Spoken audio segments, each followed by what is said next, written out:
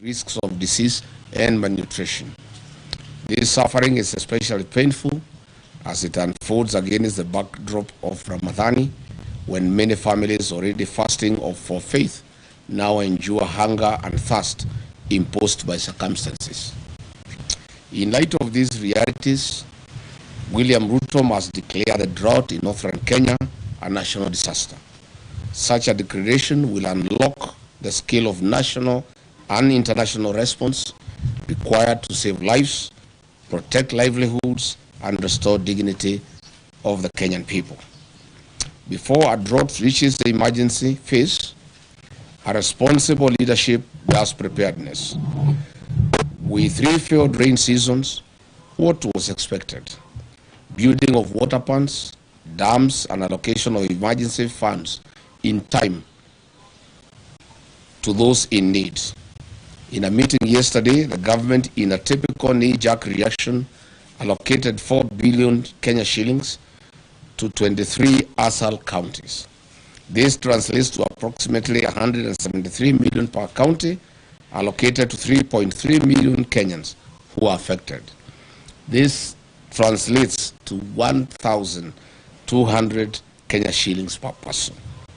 These funds are way below the minimum food basket recommended by the United Nations to approximately Kenya shillings 2,700 per person in the rural areas. In an expose recently, the Office of the Deputy President spent 338 million on private jets, chartered airplanes, and choppers. Aden Duale's Shah business lost 11 billion Kenya shillings. This government does not take human life seriously. For a young man in Kenya, if they are not killing you in the streets, they are tear gassing you in church or killing you with thirst and hunger in the north. At the same time, the leaders of northern Kenya, who cannot account for Kenya shillings 1 trillion since devolution in 2013, are quiet and enjoying luxury in Nairobi as their people in the north continue to suffer from hunger and anguish. The people of northern Kenya are Kenyans. Their children are Kenyan children. Their hopes, struggles, and aspirations are part of the shared destiny of our nation. Any Kenyan oppressed or neglected today is a warning to us all. And injustice and suffering do not recognize borders or communities. We are and must remain one for all and all for one. Let this be the moment we reclaim the best of who we are, a people who do not turn away from hardship, but who meet it together with courage, with compassion, and with the unbreakable spirit of a nation that refuses to abandon its own. The spirit of Harambee must guide us. As President William Ruto tours the food insecure and water-stressed north from tomorrow to disperse the NYOTA cash in Wajir, Mandera, and Garissa this week, he should know that life is more important and people are at the verge of hunger and death. In any case, the whole essence of touring the north is little on NYOTA program, but to sanitize the corrupt leaders who have failed the people of northern Kenya. Furthermore, the NYOTA program is a World Bank program happening in other African countries like Angola, Mozambique, Nigeria, Senegal, Benin, Togo. Yet we have not seen their presidents turn this into re-election campaign rallies across their countries. As a DCP party that is built on the philosophy of listening to the people, Kenyans have sent us overwhelming questions and concerns about the North and promises made by one William Ruto. Mr. William Ruto, as you go to dance on the podiums in the North this week starting from tomorrow, do not forget to tell the people of the North why only less than 35% of the population have access to basic clean and safe drinking water compared to the national average of about 68%. The North, too, are Kenyans. Mr. William Ruto in the North over 850,000 school-going children did not attend school last year, and the same for this year. Mr. William Ruto, the schools in the north have no classrooms, no laboratories, no teachers. Children standing at the trees. Does this prick your humanity, if at all any is left as you head to the north? Mr. William Ruto, health in the north is just as bad. In Mandera County, half of all women give birth at home without a nurse or a medical doctor. Only 6% of children aged 12 to 23 months are fully vaccinated. I do not know whether you understand what this means to the future of the North and Kenya. Garissa County records the highest maternal deaths in the country, with 247 women dying during childbirth. Your closest friend and partner, Aden Duale, is the CS for Health, and he comes from Garissa. Tell him to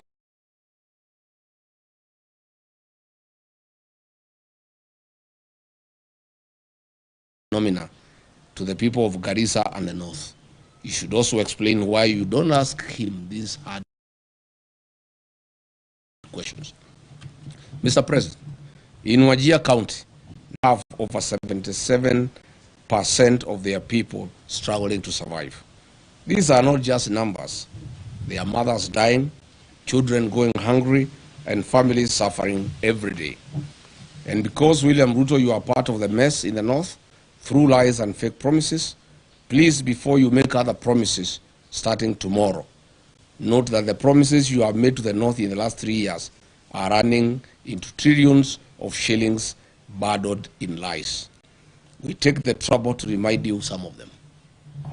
Mr. President, on 25th of November 2023 at Loyangalani Cultural Center in Marsabit County, while attending the Marsabit Lake Turkana Cultural Festival, you openly lied to the residents of Marsabit that they will be connected to the national electricity grid through Lake Turkana wind power by the year 2024. We are in 2026 and the status quo remains. Mr. Ruto, you lied that power main grids would be constructed immediately in the towns of Moyale, Marsabit and North Hall. Zero works have commenced. As Ramadan nears, please give these Kenyans power. They do not need to cross to Somalia and Ethiopia to get ice cubes like they have done in previous years. Mr. Ruto, you lied that the Ministry of Mining, Blue Economy and Maritime Affairs would construct with immediate effect fish landing sites and fish processing zones in Turkana County. 3 years later, all we see is cattle rustling and ravaging drought. William Ruto, you lied that the Turkana University College would be granted a charter by the year 2024 to be a fully fledged public university. As usual, where is the university charter for Turkana University for the last 3 years? Mr. Ruto, you lied that FGM would be dealt with accordingly and perpetrators be held accountable. Today, the prevalence of FGM in Marsabit County is at 83%, ranking Marsabit County as the third highest country in Kenya in FGM prevalence. I hope you understand what this means to women and girls of Marsabit as they look forward to exploiting their full potential. Why lie to women and girls, Mr. President? Between 4th and 7th February 2025, William Ruto toured Mandera, Wajir, Isiolo, Marsabit, and Garissa counties, and as usual made a cocktail of promises, deceit, and open lies, as he'll be doing in the next 3 days as he heads to the north.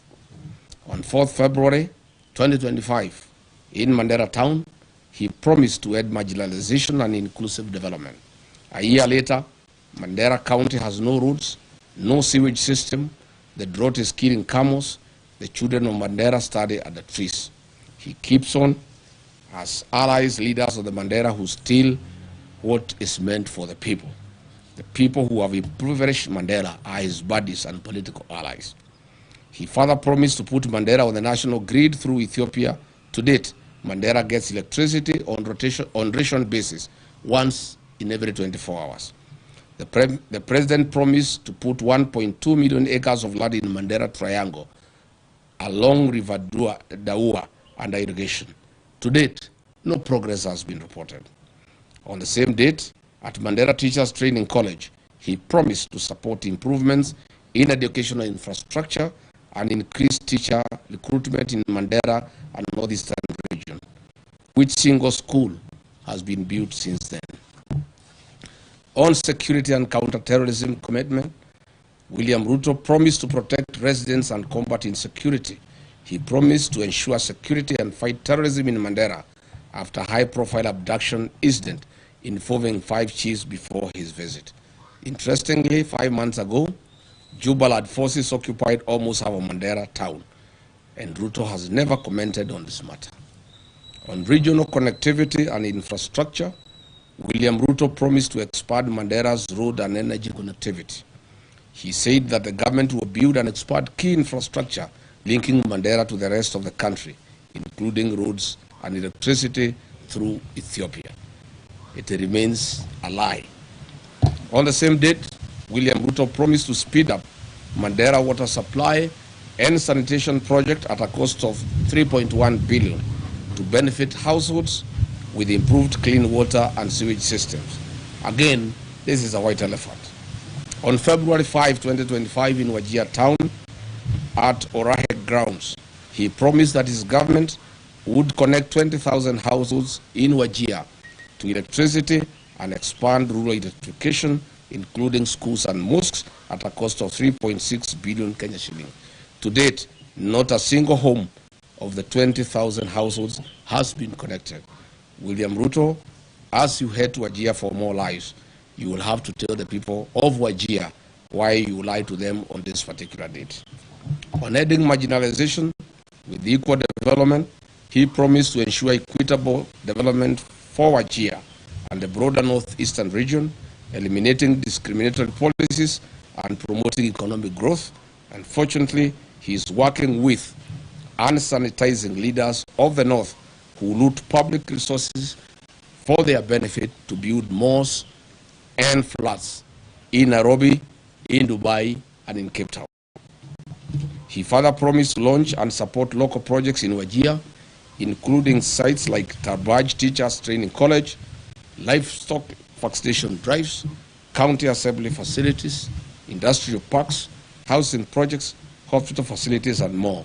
Zero progress. On 31st of February 2024, William Ruto in Marsabit County launched the following projects: periodic maintenance of Marsabit A2, Orange House, Kiwanja Dege Primary School, and A2 to Mata Aruba A2 road, which is 5 kilometers. Today there is no progress. He launched again another project of 42 million Kenya shilling for periodic maintenance of Marsabit Bypass Road to be completed within 9 months. Again, it's now 2 years. William Ruto launched the periodic maintenance of Saku Modern Market to Shauri Yako Marsabit Road at a cost of 17 million. This was to be done within 9 months. 3 years later, there's no progress. In Isiolo County, on 11th April 2023, while breaking the fast with the Islamic community, he lied that Isiolo, Kulamawe, Modogasha Road will be upgraded to bitumen standards. Again, it remains a lie. Again, under his leadership, the 9.4 billion Isiolo Garissa Road, unassociated to all weather roads, remain stalled. Further, the Isiolo town water and sewage infrastructure at a cost of 7.5 billion remains a white elephant. The construction of new Tana River Bridge along A3 Road and Approach Roads at a cost of 2.9 billion shillings again remains a white elephant. In Wajir town, the town with no power supply, 63 years after independence, William Ruto has made the following promises, which remains delusional. Water pans at Ajawa, Abdiwako, Kwara, Badibidan, Alanas, Asewaji, Bojigaras, Lehele, Sheba, Abakwifin, Abakwida, Dagale, and Sharifa. Water projects in Habasweni, Buna, Wajir Ball, water piping and supply, Elnuna, Tula Tula, rehabilitation of Banish water project, Tabaj water supply, Kulsini water supply, Dentalai water project, Elders and all the water supply. These remain lies to the people of Wajir. In terms of irrigation projects, he has promised Wajir South Cluster, Mansa, among others. Note that the above water projects are worth billions of shillings, and Mr. Ruto, get these projects moving. As you go to Wajir, tell the people of Wajir why you lied to them and why you have come back when you have not implemented what you promised them. As we speak today, Wajir Level 5 Hospital and Griffithville Level 4 hospitals have no sterilization and surgical sets, leave alone having reliable power supply. William Ruto, with the governor of Wajir, you may need to explain this to the people of Wajir. The construction and upgrading of bitumen standards of the following roads in Wajir County remain a campaign lie and tool for William Ruto. Habaswen Township, Elders Township roads, Butte Town roads, construction of Wajir bypass, drift on Lokole Elders Road, and the Habasweni Mosque Water Point Road. Your poetic road of Ramu, Gari, Elwak, Kobo, Kotulo, Tarbaj, Wajir, Samatar, Modogashe, Isiolo, tell us why majority of the sections are stored for the last 3 months and workers have never been paid their money to be able to continue with the construction. Tell the people of Mandera why power is being supplied once in every 24 hours. You must say what is happening at the Mandera Kenya Power Station.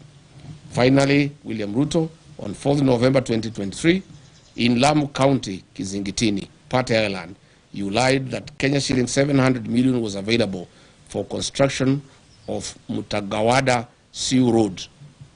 People are still waiting.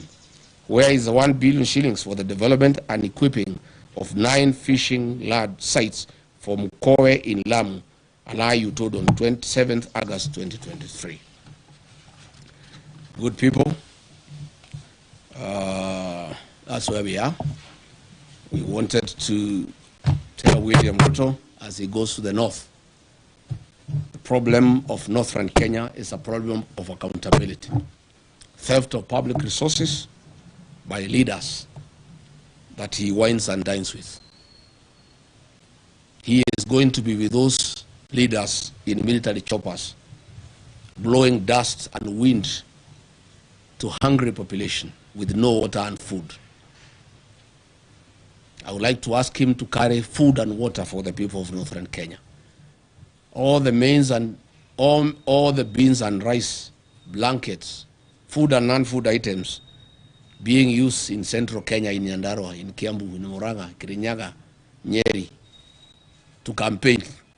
He should take those foods and non-food items. I found yesterday in Nyandarua trucks of blankets, trucks of rice and beans being taken to people who have food, who have potatoes, who have carrots. This food is required in northern Kenya. So that is why I called this press conference to ask President William Ruto before he goes to the north to prepare these answers for the people of northern Kenya, because it is immoral to cheat populations. These people are dying, they are hungry, they have no water, they have no food, they have no medicine, their animals are dying. And then you go to dance with them and lie to them more. Asanteni sana. Any question? Yes, citizen.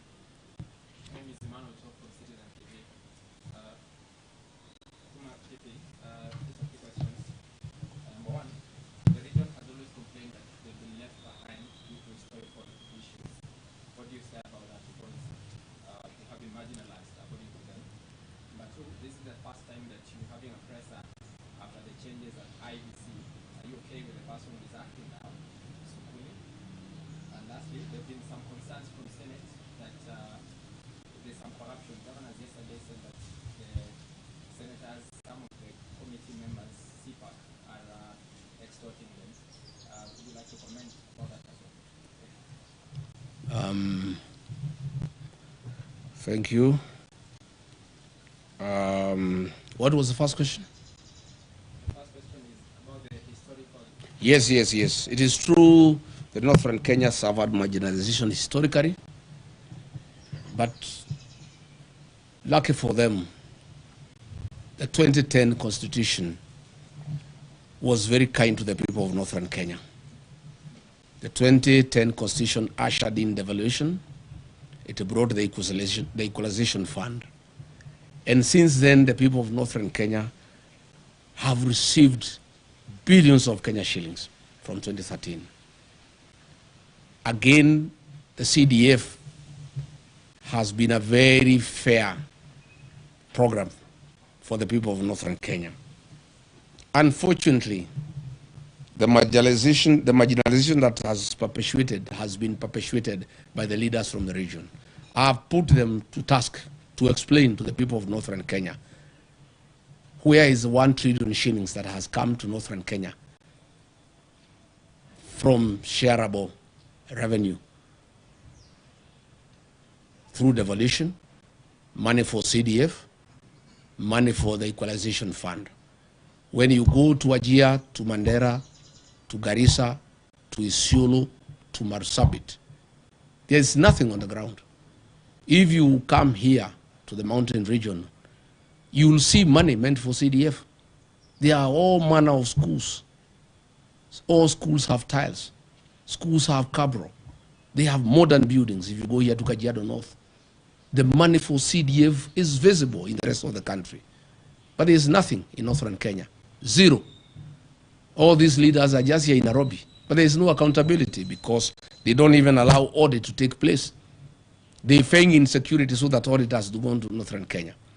If you look at the money that has been given to the governor since 2013, there are no hospitals, there are no dispensaries, there are no health centers, there are no ECDs, there are no roads, there is no water, there is nothing. Northern Kenya requires a special audit of all the funds that have been disbursed to those areas since that time. Number two, you have asked about IBC. We went to IBC and raised various issues. Of course, we did demand the removal of the CEO, and we are grateful that he has been removed. We call for a transparent and open recruitment of a CEO with no interference from the state. Further, we call upon the IBC to terminate the contracts for the mathematics system of conducting elections, the Venezuelan technology that was illegally extended by the outgoing CEO, Juan Marajan. He did it when there was no commission. It's an illegality, and that contract is illegal. And that contract should be terminated, and IBC should advertise and acquire modern and credible system for conducting our elections. Thank you. On? Yes. Most of these governors cannot complain of extortion. Why they are being is extorted, especially the ones from Northern Kenya. They have stolen all the money meant for the people. So I gather the senators are reasoning that since they have stolen from the people, they need to steal from them. Of course, two wrongs don't make a right. Of course, the Senate and the National Assembly has been a theater of corruption. When I was being hounded out of office, the senators who hounded me out of office were given 10 million shillings each, and others 20 million. It's a den of corruption, and so is the National Assembly. And by extension, all public institutions. So this is something that we intend to correct when we form government. The United Opposition intends to deal with corruption head-on because it's the greatest challenge that we have as a country. We have a very, very serious challenge where we even have budgeted corruption and where corruption has been institutionalized and people don't find it anything wrong. Again, William Ruto has really encouraged people to practice corruption. He's bribing people in the loans of State House openly when everybody can see. He calls people and gives them bribes. So once the president has shown that bribery is a way of life, the senators have learned from him. because he also started by bribing them. So when he is not available to bribe them, they have to be bribed by somebody else. And so bribery has become a normal way of life in this country, and it has been perfected by William Ruto. He is shamelessly, with his deputy, going around in the country with sacks of money stolen from institutions like Kenyatta National Hospital to bribe people for election. And therefore the senators, the MPs, the police, the administrators, everybody is learning from the best. William Ruto is the one who has perfected bribery as a way of life. And therefore everybody has learned from him. And that is the country now that we have. And that is why we are preparing for the next election to correct this situation by removing from office and bringing a government that is transparent and accountable. Yes? Yes, there's apology 57. There's a petition in court to stop political meetings in State House. What's your reaction to that? Number two, how far have you gone with plans in search of the United Opposition Mandera, and are there any planned meetings coming up? Number three, you promised to name the Redeemer Church attack suspects. How soon are you going to name them? Number four is... Too many questions. Those are enough. One, we agree with that petition. State House has become a scene of crime. Instead of being a coveted institution where good policies are conceived and pronounced, it has become the center of corruption and bribery. It has also is no longer a national institution that looks after the people of Kenya. It is now the headquarters for UDA party and the election of William Ruto. William Ruto has abandoned government. He's not running the government anymore. He's just thinking about the election. So State House is a campaign scene, and again, a scene of corruption and bribery. We are committed to have one single presidential candidate to face William Ruto. We want to ask patience from the people of Kenya. Coalition building is a delicate affair, but the people of Kenya have been very clear to us that they want one candidate to face William Ruto, and we want to give them that commitment. On my part, I want to give that commitment. And when I listen to my sister Mother Karua and my other brothers in the alternative government, they are all committed that we shall have one single presidential candidate to face William Ruto. What I want to ask is patience, and there is no hurry. Mwai Kibaki, the third president of the Republic of Kenya, was named as the opposition flag bearer on the 14th of October 2022, when the election was on 27th December the same year. 2 months, 13 days apart. There's no hurry. We can take our sweet time. If you ask me, we should not be in a hurry. Anything from March, April next year is good enough. We told IG Kaja that we shall go back on the 16th for a report. We want to hear from him. I have information William Ruto has said those people should not be taken to court because he will be indicted. And he will be shooting himself in the foot because they are actually policemen and politicians very close to him. The investigations have actually unearthed all the police officers who were on the scene and the politicians who hosted them and who planned the attack, but there will be a very serious cover-up. I have information that William Ruto has said that he would not allow the prosecution of those politicians and those policemen because his government will be right in the center of it. But let's cross the bridge when we get there. We'll go to see the IG on the 16th.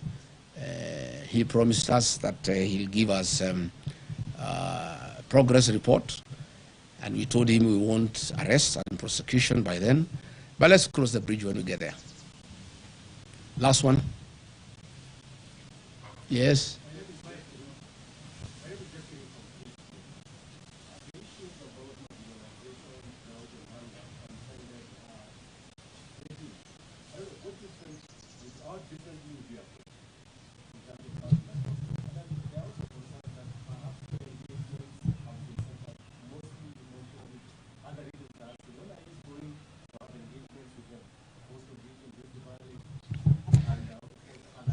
My friend, I'm here today talking about northern Kenya. I'm a Kenyan leader.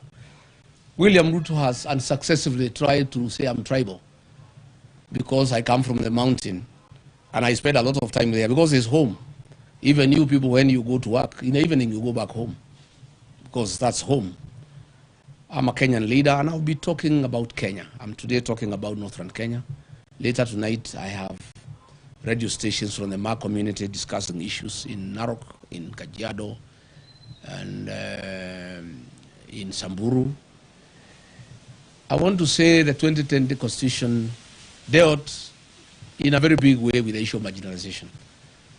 My administration will work on accountability to make sure that funds, public funds, appropriated by the National Assembly and given to the counties and given to the MPs through the Constituency Development Fund, those funds are spent prudently for the purposes for which they were appropriated. I don't think we have really a big problem about lack of funds. It's the issue of accountability, and more so the North. The people of northern Kenya have borne the brunt of lack of accountability.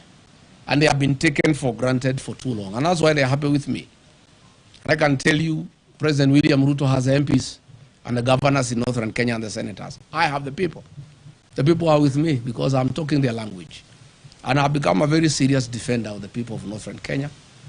And I want to give them a solemn promise and undertaking that in the next 1.5 years, I'll be their spokesman. I'll bring out all the issues that bedevil their region.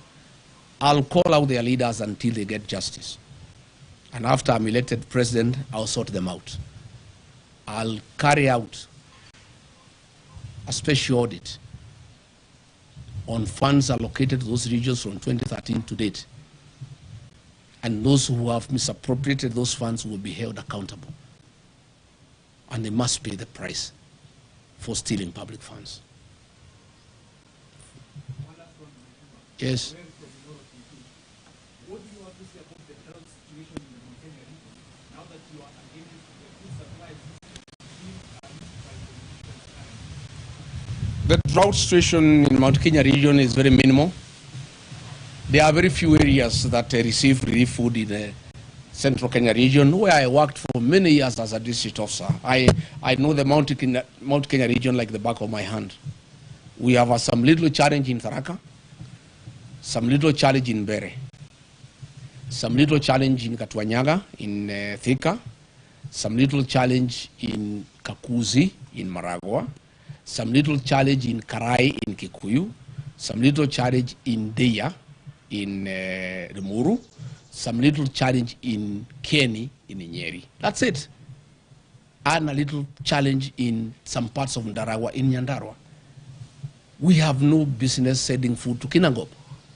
It's a basket of this country to give food to the people of Kenya. You have no business sending food to Kirinyaga. You have no business sending food to Mandera. You have no business sending food to Tigoni. You have no business sending food to Gatundu. Those are people who have food. That food should be taken to Wajir, to Garissa, to Marsabit, to Turkana. That is where the food is needed. And if it was to be taken to the people of Mount Kenya region, it should be taken to those who are starving, not as bribes for votes. That is where we have a problem. And probably now that you have talked about that, let me also say, I have seen leaders from Western Kenya, the governor, the deputy governor, I've seen Aden Duale and others. They have been sent by William Ruto to abuse President Uhuru Kenyatta and trying to intimidate him and trying to sell him fear that he should not have a political mind, he should not interact with other leaders in Kenya, and he shouldn't have a political choice. And if he does so, they will take away his retirement benefits and his allowances.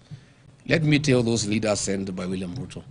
One, they have no moral authority to address President Uhuru Kenyatta. President Uhuru Kenyatta is a retired president of the Republic of Kenya, a statesman, a very serious nationalist, a Kenya who served this country with dedication and who deserves respect. Number two, I don't think President Uhuru Kenyatta can give up his constitutional obligations because of allowances. President Uhuru Kenyatta is not a poor man. He's a Kenyan who has worked hard. He's a Kenyan who has money and resources. And I don't think the President Uhuru Kenyatta can be told to shut up so that he gets allowances or he doesn't get. In any case, even if they carry out the threat and hold his allowances, there's no problem. Once we take over office, we shall give President Kenyatta his dues. And I know why they have a problem with the President Uhuru Kenyatta. President William Ruto is in shock. He is confused. He has panicked. The one-term thing is real because he became president courtesy of the votes from the Mount Kenya region. The Mount Kenya region, those who voted for him, those who voted for Raila are all against him. He had hoped he could persuade President Uhuru Kenyatta to assist him to divide the mountain. Even when he went to cry to him in Ichaweri, he was there on a mission to see how he can get President Uhuru Kenyatta to see whether in one way or another he could cause some confusion and the mountain is divided so that the mountain vote does not go to somebody else in one basket. President Uhuru Kenyatta cannot allow President William Ruto to divide the mountain. President Kenyatta and I and other leaders, Martha Karua, Justin Muturi, Mithika Linturi, will do whatever it takes to make sure the mountain is united, because that vote is very important to this country, and it is a vote that will help the rest of Kenyans get rid of William Ruto. So I want to ask William Ruto to stop sending junior leaders to abuse President Uhuru Kenyatta. President Uhuru Kenyatta left you a great country. When he left office, the health system was working. In 3 years, you have destroyed the health system. When President Uhuru Kenyatta left office, the university, the Higher Education Loans Board was working. 3 years down the line, you have destroyed it. When President Uhuru Kenyatta left office, there was capitation for primary schools and secondary schools. 3 years down the line, children are at home. Stop blaming President Uhuru Kenyatta for your political problems and challenges. You destabilize your own government. You lie to the people of Kenya. You have made corruption a way of life. You have made bribery the epitome of State House. The challenges that you have as a president are of your own making. And stop blaming President Uhuru Kenyatta. Stop sending leaders to abuse President Uhuru Kenyatta. And I want to challenge William Ruto, if he's a man enough to abuse President Kenyatta himself. Stop sending some leaders to abuse President Kenyatta on your behalf. Do it yourself if you are man enough. Abuse him. And let me say, I will not allow President Uhuru Kenyatta to be intimidated. I have a responsibility as a leader from the region to defend our son, our kinsman. President Uhuru Kenyatta must be allowed to retire in dignity. He must be allowed to enjoy his constitutional freedom to do whatever he wants. If he wants to work with us, why not? If he wants to work with Rigathi Gachagua to unite the mountain, to unite Kenya, why not? And I want to tell William Ruto, I heard him saying that Azimio cannot be anything without ODM. He is lost. The ODM of Raila Odinga is not the ODM of today. What William Ruto is holding is a shell of ODM, the fake one, of Junet Mohammed, Gladys Wanga, and Oburu Odinga. The ODMB, the one with the people, is gone and is in one term. The people of Ukambani are gone, they are in one term. The people of Kisii are gone, they are in one term. The mountain is gone, is in one term. And by the way, there is no UDA without the mountain. It's a shell. So let him know, and he should know, Azimio only lost because the mountain did not go to Azimio in total. As we talk, the mountain, Azimio, United Opposition, ODMB, all of us are in one term. We'll get 70+1 and we'll make him one-term president. So let him stop sending people to abuse President Uhuru Kenyatta. Let him not demean Azimio. Let him deal with his own challenges that are self-inflicted. He mismanaged politics. He mismanaged the country. He made corruption a way of life. He made lies as his trademark, and Kenyans are fed up because they can see through him. And therefore, he should sort out his own problems, and he should not send people to blame President Uhuru Kenyatta for his woes. And I want to say to the people of Kenya that I will take time. Anytime Uhuru Kenyatta is attacked, I must defend him as our retired president, as my brother, as my kinsman, and I have a responsibility to do so. And that I'll be able to do from time to time. Thank you very much, asanteni sana, Mungu abariki. I think we have said enough, asanteni.